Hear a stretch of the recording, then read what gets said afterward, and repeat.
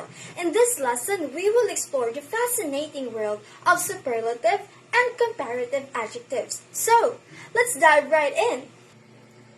To begin, let's talk about comparative adjectives. Comparative adjectives are used to compare two things or people. They help us express the idea of more or less of a quality. For example, we can compare two cars by saying, Car A is faster than Car B. Here, faster is the comparative adjective. Let us take a closer look at some examples of comparative adjectives. John is tall but Sarah is taller. Here, we use the comparative adjective taller to compare Sarah's height to John's. So, we could say Sarah is taller than John.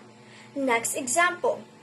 This book is interesting, but that book is more interesting. In this example, we use the comparative form more interesting to compare the level of interest between two books. Another example. My house is big, but your house is bigger. Here, we use the comparative adjective bigger to compare the size of two houses. Now, let's move on to superlative adjectives. Superlative adjectives are used to compare three things or more. They help us express the idea of the highest or the most of a quality. For example, we can compare three cities by saying, City A is the most beautiful. Here, most beautiful is the superlative adjective. Here are some examples of superlative adjectives. First example, this is a good book.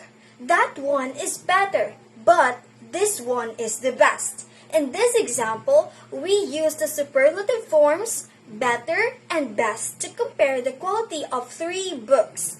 Another example, among all the students, Mary is the smartest. Here, we use the superlative adjective smartest to indicate that Mary has the highest level of intelligence compared to the other students. Another example, the cheetah is the fastest animal on land. In this case, we use the superlative adjective fastest to describe the cheetah as having the highest speed among all land animals. Now, let's talk about how to form comparative and superlative adjectives. For most adjectives, we add ER to form the comparative and EST to form the superlative.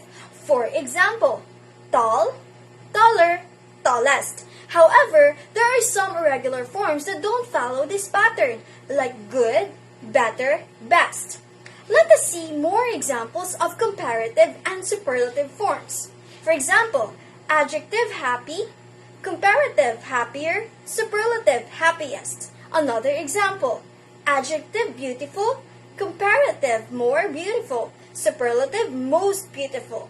Next example, adjective bad, comparative worse, superlative worst. Now, let us put your knowledge to the test with a quick quiz. I will provide the sentence and you have to identify the missing adjective and whether it is comparative or superlative. Are you ready? Here is the first sentence. The cheetah is blank animal on land. What is the missing adjective and its type? Brilliant! You are absolutely right. Fastest is the superlative adjective used to describe the cheetah as the animal with the highest speed on land. Now, let's explore more examples to solidify your understanding of superlative and comparative adjectives. In the sentence, my dog is blank than your dog. What's the missing adjective and its type? Fantastic! You're doing great! Bigger is the comparative adjective used to compare the size of two dogs. Now, let's move on to another sentence. This is blank book I've ever read. What's the missing adjective and its type? Excellent! You're on fire! Best is the superlative adjective used to describe the book as the highest in quality among all the books you've read. Here are a few tips to keep in mind when using comparative and superlative adjectives. First, remember to use than after the comparative form to indicate the comparison.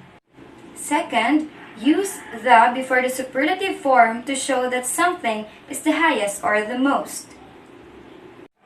And finally, be careful with spelling and pronunciation when adding ER or EST to adjectives. Now, it's your turn to practice using comparative and superlative adjectives. Try creating your own sentences and explore more examples on your own. Using these adjectives will allow you to express comparisons and describe things in a more precise way. And that's a wrap for our tutorial on superlative and comparative adjectives. We have covered the basics, examples, and usage tips. Remember, practice makes perfect. So keep practicing and exploring the world of adjectives. Thanks for watching and see you next time.